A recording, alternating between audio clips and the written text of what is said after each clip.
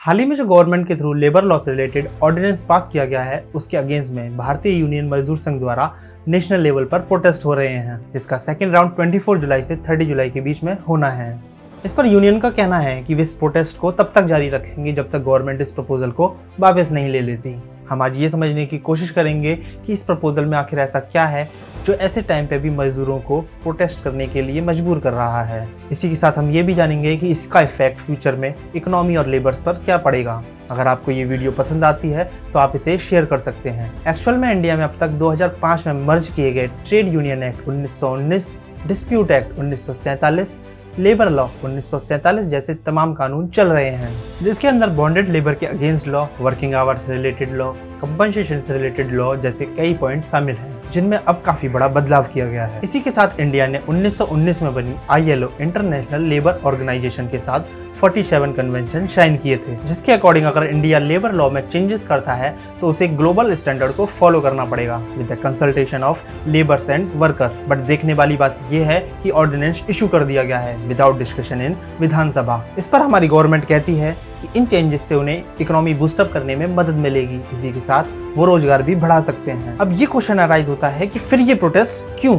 इस पर human right activist कहते हैं कि भारत जैसे देश में जहां वर्कर्स का शोषण पहले ही बड़े लेवल पर होता रहा है, वहां इस प्रकार के चेंजेस जिसमें लेबर लॉ इंस्पेक्टर की जांच को रोकना, वर्किंग आवर को इंक्रीज करना, हायर फायर की पॉलिसी अपनाना जैसे कई पॉइंट्स शामिल हैं, जिससे वर्कर के शोषण बढ़ने की आशंका ज्यादा है। ऐसा माना जा रहा है कि अगर गवर्नमेंट इसे वापस नहीं लेती तो मजदूर पूंजीपतियों पर निर्भर हो जाएंगे, जिससे एक नए प्रकार के बॉन्डेड लेबर की स्टार्ट होने की संभावना है। इस पर क्वेश्चन ये अराइज होता है, क्या इकोनॉमी को पूरी तरीके से पटरी पर लाने की जिम्मेदारी सिर्फ मजदूरों की है? क्या मजदूरों के अधिकार और उनकी सुरक्षा को दांव पर लगाया जा सकता है? इस पर इकोनॉमिस्ट कहते हैं कि किसी भी देश की इकोनॉमी के लिए मजदूर एक एसेट की तरह होता है। अगर वो कम पैसों के लिए ज्यादा काम करेगा तो उसके फिजिकल और मेंटल हेल्थ दोनों पर बुरा प्रभाव पड़ सकता है, जिससे उसकी क्रय शक्ति यानी परचेजिंग पावर कम हो जाएगी। और इतना तो हम सभी जानते ही हैं कि परचेजिंग पावर डायरेक्ट इन्फ्लुएंस करती है इकोनॉमी को। सो नाउ इसका सोल्यूशन क्या हो सकता है?